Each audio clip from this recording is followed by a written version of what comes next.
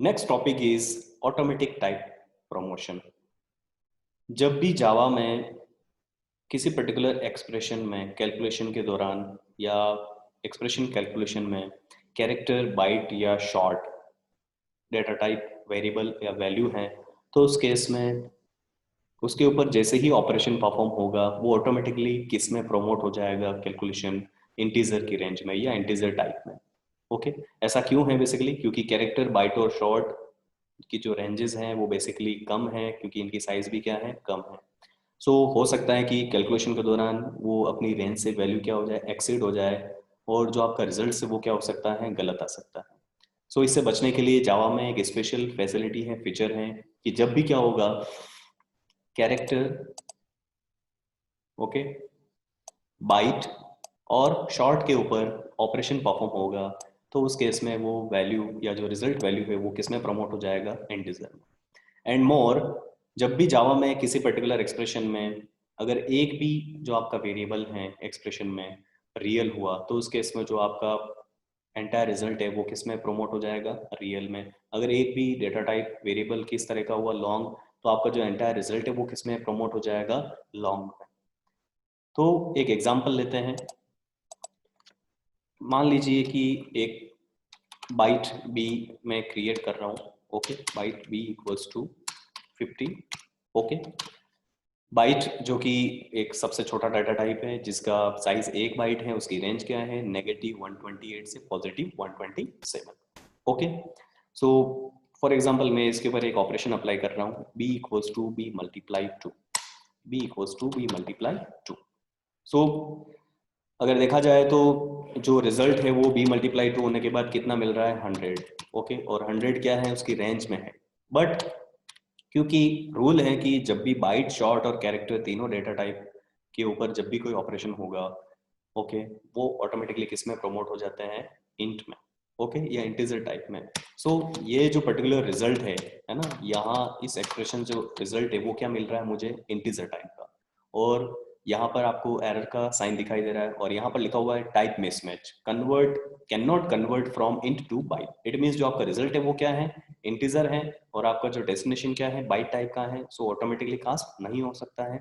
सो आपको यहाँ पे क्या करने की आवश्यकता है, या तो क्या करना होगा, मुझे जो सोर्स वैल्यू है उसे कास्ट करना होगा, या फिर मुझे डेस्टिनेशन को क्या करना होगा, एक इंटीजर टाइप का वेरिएबल लेना होगा जिससे कि वो इंटीजर टाइप की जो वैल्यू है वो होल्ड कर पाए। सो मैं चाह रहा हूँ कि मैं बाइट टाइप की वैल्यू में मुझे क्या करना है, इसे कास्ट करना है। तो मुझे क्या करना होगा, इस एक्सप्रेशन को किससे प्रिसीड करना होगा, टाइप कास्ट, टारगेट टाइप में। टारगेट टाइप बेसिकली आपका क्या है, टारगेट वेरिएबल किस टाइप का है, बाइट, और इस एक्सप्रेशन को मुझे क्या करना होगा, एनक्लोज करना होगा पैरेंथेसिस में। Now it's correct. ठीक है। सेकंड, मैं इसी एक्सप्रेशन को इस तरीके से भी लिख सकता हूँ, मैंने इसको क्या कर दिया है, कमेंट कर दिया है, b equals to B multiply two. ठीक है। मैं क्या कर सकता हूँ, इस b की at the place of b जो आपका डेस्टिनेशन है वहां मैं क्या कर देता हूँ, इंटीजर वेरिएबल डिक्लेयर कर देता हूँ, तब भी ये क्या है, करेक्ट है, क्योंकि जो रिजल्ट है वो किस टाइप का मिल रहा है आपको, बाइट टाइप का मिल रहा है। Okay and more, for example एक इंटीजर, एक मैं लॉन्ग वेरिएबल लेता हूँ, long l equals to 120। Okay now क्या कर रहे हैं अपन, जो आपका बाइट है, ओके b, और मैं मल्टीप्लाई कर रहा हूँ किसे, लॉन्ग को, और मैं क्या करना चाह रहा हूँ, एक इंटीजर वेरिएबल लेता हूँ मैं i। ओके ठीक है, जो ऑलरेडी मैं ले चुका हूँ पहले से ही। तो फिर से क्या है, क्या लिखा हुआ है, add cast to int. Okay